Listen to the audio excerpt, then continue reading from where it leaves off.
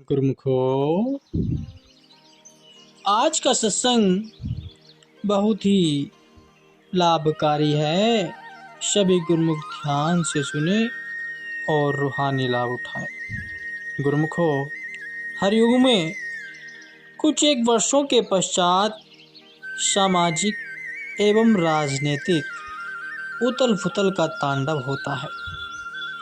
उस समय प्राय परिस्थितियां ऐसी बन जाती हैं जैसे कि सचमुच ही विश्व में अधर्म व अशांति का बोलबाला हो गया है।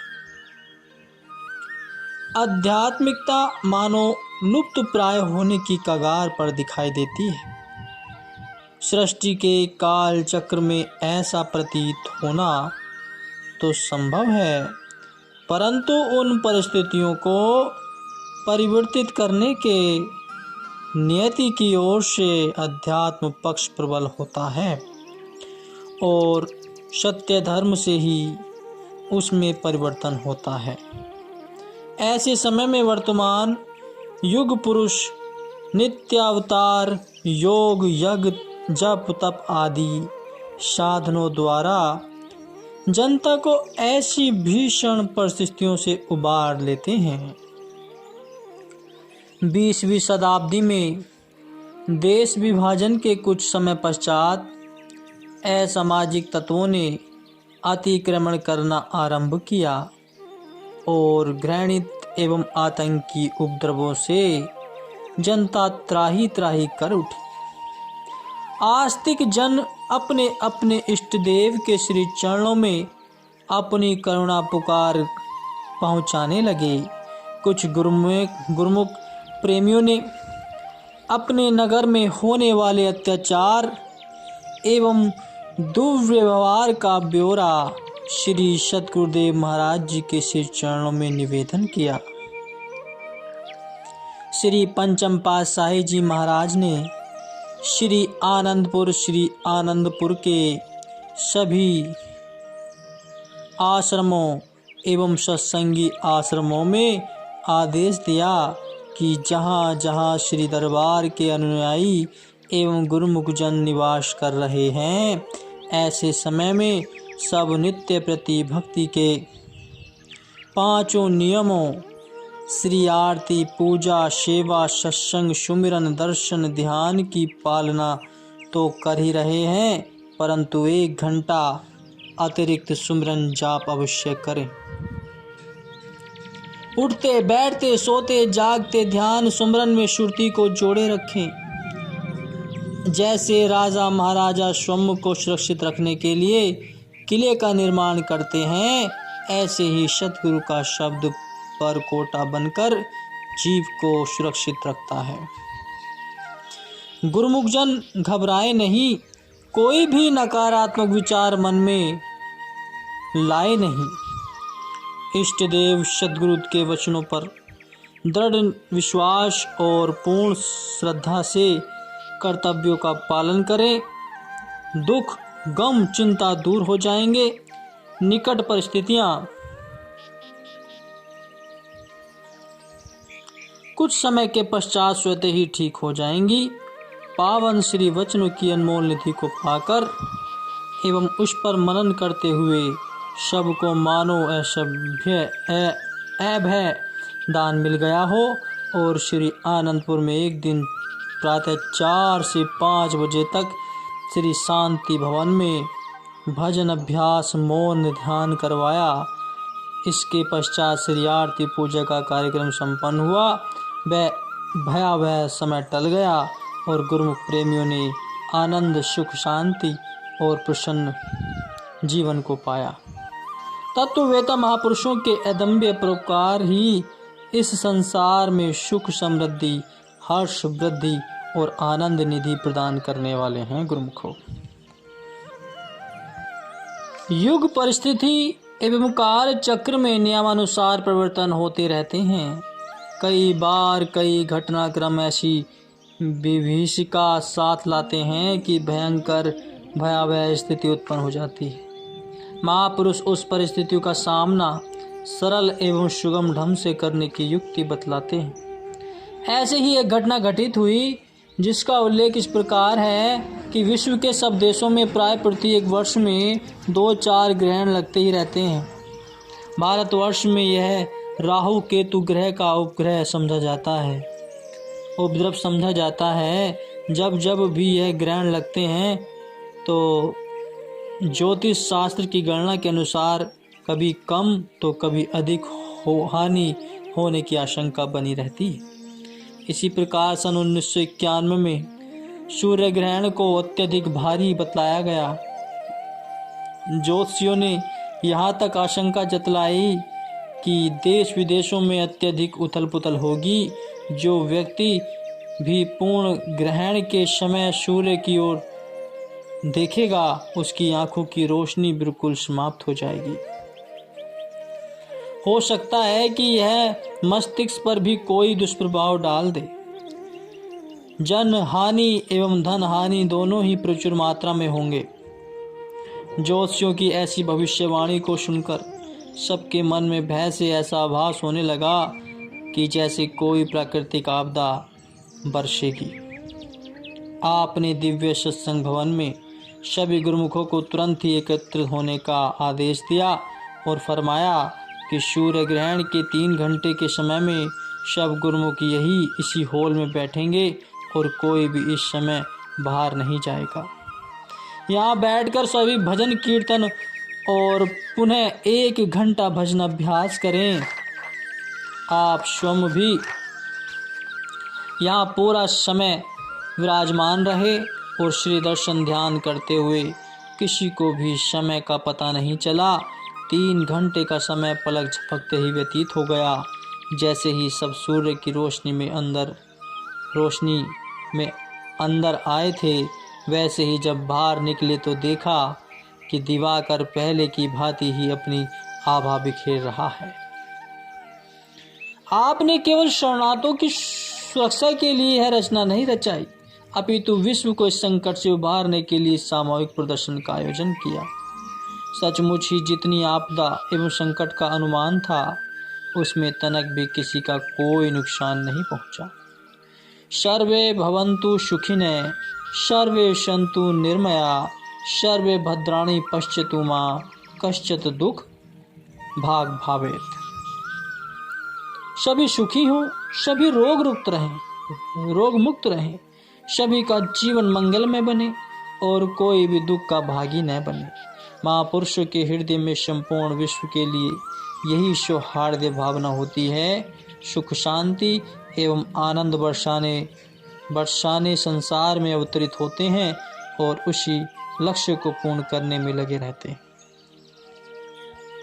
गुरुमुखों, श्री सद्गुरुदेव महाराज जी ने चहुमुखी विकास को मद्देनजर रखते हुए भक्तों की ओर एक विशाल भोजनालय का निर्माण करने की मौज प्रकट की, ताकि दिन प्रतिदिन बढ़ती जा रही बाहर से आने वाली संगत सुविधा पूर्वक बैठकर भोजन ग्रहण कर सके।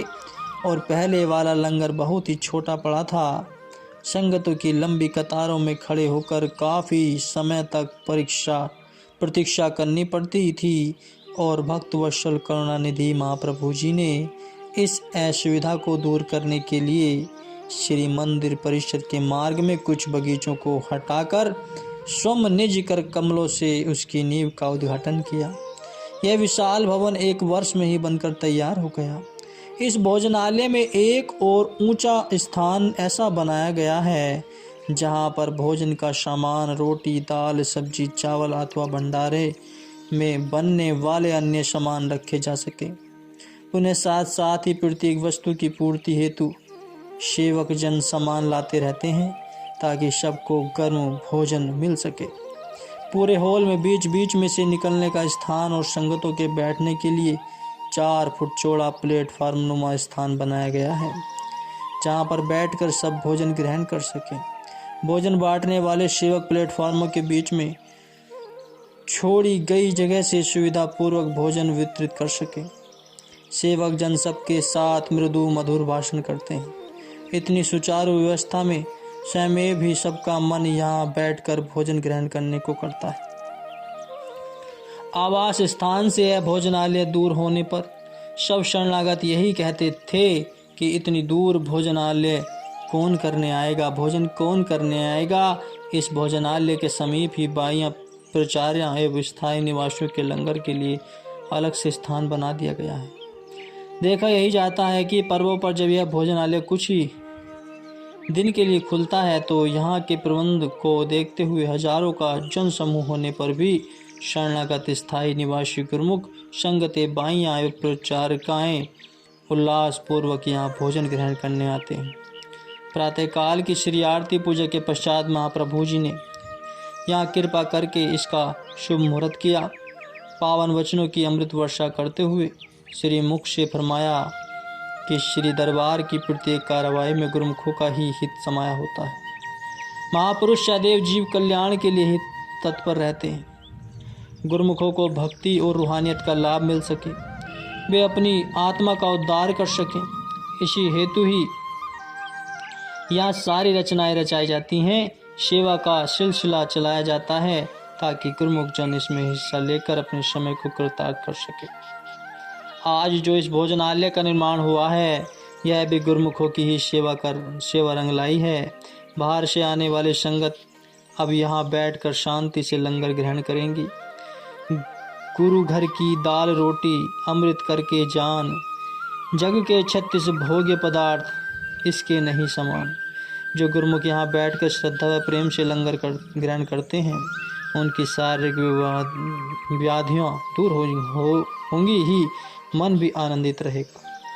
श्री वचनों के पश्चात महाप्रभु जी ने लंगर का थाल मंगवाकर स्वयं भी बड़े प्रेम से भोग लगाया और प्रसाद वितरित हुआ और प्रेमियों ने गुरु महिमा सदगुरु के उपकारों के भजन गाए।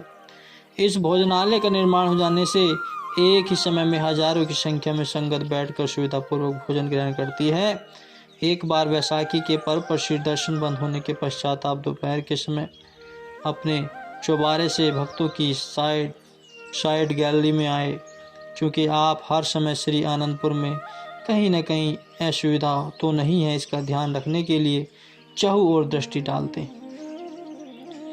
आपने लंगर के बाहर सड़क पर कतारों में बैठे लोगों को धूप में भोजन करते हुए देखा। कोमल चित्त महाप्रभु जी यह देखकर द्रवित हो उठे। अपने विश्राम की परवाह न करते हुए उसी समय स्वामी विचार पूर्णानंद जी को बुलाकर फरमाया कि अब शीघ्र विशाल भोजनालय का निर्माण करना है जहाँ पर हजारों की संख्या में संगतें बैठकर भोजन कर सके। इस समय लंगर के बाहर की ओर शव और तुरंत ही टेंट लगा दो। दूसरे दिन ही श्री आरती के पश्चात आप कार में विराजमान होकर कुछ प्रबंध जनों को सहित भक्तों की साइड आए और आनंद विहार के समीप खुले क्षेत्र का निरीक्षण किया। पर्वों पर आने वाले दर्शनार्थी संगतों के आवास स्थान के समीप स्थान को उपयुक्त जानकर यहाँ विशाल भोजनालय की नींव रखी। 1 वर्ष में इसका निर्माण कार्य पूरा हो गया। पर्वों पर हजारों की संख्या में गुरुमुख प्रेमी एवं दर्शनार्थी संगतें सुविधापूर्वक भोजन ग्रहण कर सकते हैं।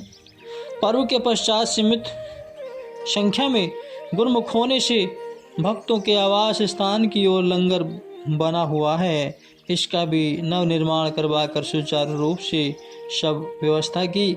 यहाँ पर महात्मा भक्त दोनों समय लंगर में जाकर ही अमृतमय प्रसाद भोजन ग्रहण करते हैं। परम हितैषी श्री सद्गुरुदेव महाराज जी की कृपा से हर नगर गांव एवं स्थान स्थान पर सत्संग भवन बने हुए हैं, जहां से गुरुमुख प्रेमी सेवा सत्संग और भक्ति का लाभ उठाते हैं। 2 प्रेमी भक्त आश्रम की सेवा पर जाते और वहां पर हित चित से सब सेवा कार्य निपटा कर आते।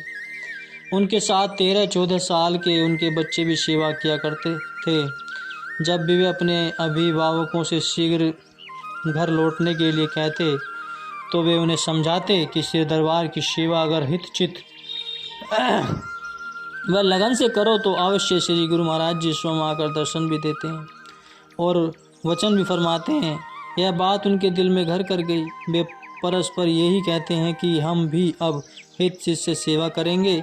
भगवान जी हमें परीक्षा में भी उत्तीर्ण करेंगे और हमारे पास आकर हमें दर्शन देंगे।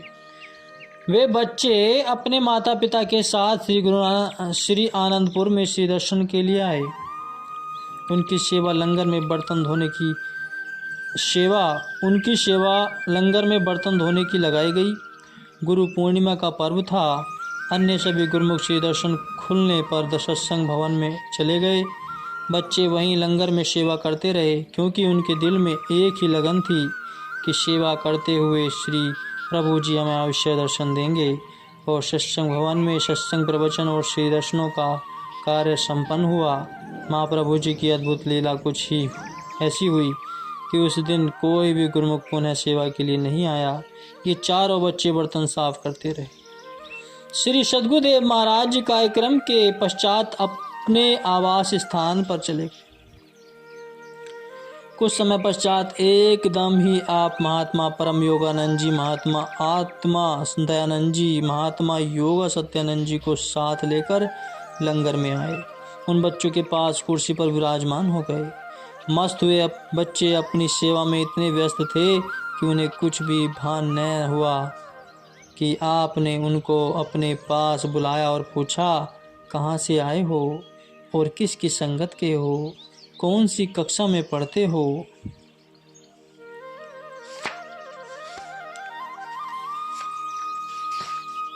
श्री प्रभु जी को अपने सम्मुख पाकर बच्चों की खुशी का पारावार न था। उन्होंने श्री चरणों में मत्था टेका। उन्हें अपने कर कमलों से प्रसाद देखकर आपने फरमाया, महात्मा जी, इनकी सेवा की लगन ही हमें यहाँ खींच लाई है। महात्मा जी के हाथ में गुलाब जामुन का डिब्बा लेकर फरमाया कि ये अपनी सेवा करते रहें और इनके मुंह में गुलाब जामुन डालते जाओ। जब सारा डिब्बा खाली हो गया तो पुनः उनसे पूछा कि और कुछ खाना है, तो कुछ अन्य गुरुमुख भी वहाँ पहुँच गए और इस मधुर लीला का रसपान करने लगे। सबको आशीर्वाद देकर आप अपने कक्ष में चले गए। महाप्रभु जी ने श्री आनंदपुर के समीपवर्ती चकों में श्री परमहंस आदत मंदिर, सत्संग भवन, लंगर व आवास स्थान आदि आवश्यकता अनुसार बनवाकर उन्हें आबाद किया। समय समय पर प्रत्येक स्थान पर कृपा फरमाकर प्रेमी गुरुमुखों को सत्संग, सेवा, श्री दर्शन का सौभाग्य भी प्रदान किया। आप पर्व के पश्चात प्रातः शांतपुर चक में 2-3 दिन के लिए कृपा फरमाते। वहाँ कुछ एक गुरुमुख ही साथ सेवा में जाते। अन्य गुरुमुखों एवं धर्मार्थी संगतों के लिए इन दिनों बिना आज्ञा के वहाँ प्रवेश नहीं मिलता था। एक गुरुमुख भक्त जो श्री दर्शन करने के लिए श्री आनंदपुर आया करता था, वे धन की सेवा एकत्र की और अपने भाई के साथ श्री आनंदपुर पहुँच गए। महाप्रभु जी उस समय श्री आनंदपुर में पर्व मनाने के पश्चात कुछ ही दिन के लिए शांतपुर चक पर विराजमान थे। श्री आज्ञा लिए बिना वहां जाना मना था। अब प्रबंधक महात्मा जी को उन्हें शांतपुर भेजने के लिए विवश करने लगे। महात्मा जी ने बहुत विनम्रता से कहा कि हम आपकी विनती श्री चरणों में भेजेंगे। आपकी विनती स्वीकार होने पर ही आप वहां जा सकते हैं। तब तक आप यहीं विश्राम करो। परंतु वह अब अनसुना कर सेवा टोकरे में डालकर भाई को साथ लेकर शांतपुर चक पर पहुंच गया। मन में अहंकार आ गया कि मैं इतनी सेवा लेकर आया हूं, मुझे दर्शन अवश्य होंगे। श्री प्रभु जी का चक हरिनगर से आकर जैसे ही शांतपुर चक में विराजमान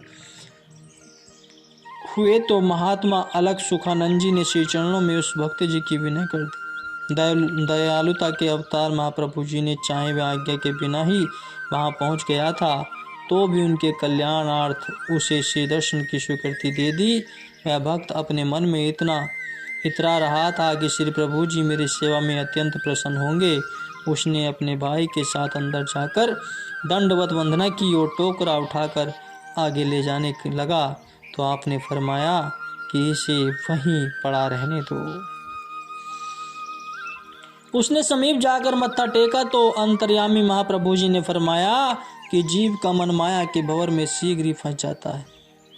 उस समय यह पता ही नहीं चलता कि अहंकार मेरा शत्रु मेरे सिर पर सवार हो गया है। उनकी सोच बस यही तक है कि वह अधिक सेवा भेंट लेकर जाएगा तो उसे अत्यधिक सम्मान मिलेगा। मान सम्मान का पाना और अहम भाव से ये जीव की भक्ति को नष्ट कर देते हैं। जिस सेवा भेंट में श्रद्धा भावना निहित हो वही सेवा श्री दरबार में लेके लग जाती है, वही प्रसाद रूप में प्रभु कृपा की अधिकारी बनती है। अहम भाव से की गई सेवा का यहाँ कोई स्थान और मूल्य नहीं। आपने महात्मा जी को संबोधित करते हुए फरमाया कि महात्मा जी इसे प्रसाद दो और ये जैसे ढका हुआ टोकरा लाया है वैसे का वैसा ही वापस इसके साथ दे। उसने पुनः विनय की, प्रभु आप कृपा करके इसे स्वीकार कर लो। महाप्रभु जी ने फरमाया इसमें से हमें कुछ भी अपेक्षित नहीं। महात्मा जी के अधिक समझाने पर वह उस टोकरे को उठाकर बाहर ले आए। पश्चाताप ने जोर डाला, उसके मन का अहम भाव आंसू में बहने लगा। पास खड़े महात्मा जी ने भी अभी असमंजस में पड़े यह सोच रहे थे कि श्री प्रभु जी ने इस भक्त जी की सेवा स्वीकार क्यों नहीं की कि इतने में महाप्रभु जी ने महात्मा जी को कहा कि बाहर जाकर देखो कि वह भक्त क्या कर रहा है। महात्मा जी जब बाहर आए तो उस समय उसका भाई उससे कह रहा था कि मैंने तो तुम्हें पहले ही कहा था कि महापुरुष तो केवल भाव ही चाहते हैं, फिर हमें बिना श्री आज्ञा के यहाँ नहीं आना चाहिए था। प्रेम में अक्षोभ बहाते हुए उसने महात्मा जी से विनय की कि मेरे मन का अहम भाव अब मुझे कचोट रहा है। मेरे मन ने तो कहा था कि तुम्हारा खूब स्वागत किया जाएगा, परंतु अब समझ में आया कि महापुरुष हमारी रूह के हितैषी होते हैं। वे अपने भक्तों को भक्ति में सुदृढ़ करने के लिए कोई न कोई रचना रचा देते। जब तक टोकरे में मेरा अब इस टोकरे में मेरा कुछ नहीं है, सब प्रभु का दिया हुआ ही तो है। मैं हाथ जोड़कर प्रार्थना करता हूँ कि इसे आप ले जाकर भेंट कर दो। महात्मा जी ने अंदर आकर उसकी हार्दिक वेदना की विनय की श्री चरणों में सुनाई तो आपने कृपा करते हुए उसे पुनः अपने पास बुलाया। उसने प्रभु जी की कृपा का आभार प्रकट करते हुए दंडवत प्रणाम कर क्षमा याचना की और उस सेवा भेंट को एक तरफ रख दिया। प्रभु जी ने उसे मुस्कुराते हुए आशीर्वाद दिया और फरमाया कि भक्त जी, हम तो अपने भक्तों की भक्ति की दात ही प्रदान करते। यदि कहीं भक्ति में नुकसान हो रहा हो तो वह हमें गवारा पसंद नहीं। फिर अहंकार तो सबसे बड़ा शत्रु है। इसलिए अहम भाव त्याग कर अब भजन सुमरन करो और भक्ति कमाओ। सत्य तो यह है कि श्री सद्गुरुदेव महाराज जी हर पल हर क्षण अपने सेवकों की हर प्रकार से संभाल करते। सेवकों के मन में सेवा का, धन का, मान का अथवा किसी अन्य प्रकार के अहंकार न आ जाए, उनकी भक्ति में किसी प्रकार की कोई कमी न आ जाए। महापुरुष अपनी कृपा का वरद हस्त रखकर अपने वचनों से सदैव उन्हें सचेत करते रहते हैं। बोलो जयकारा, बोल मेरे श्री गुरु महाराज जी की जय।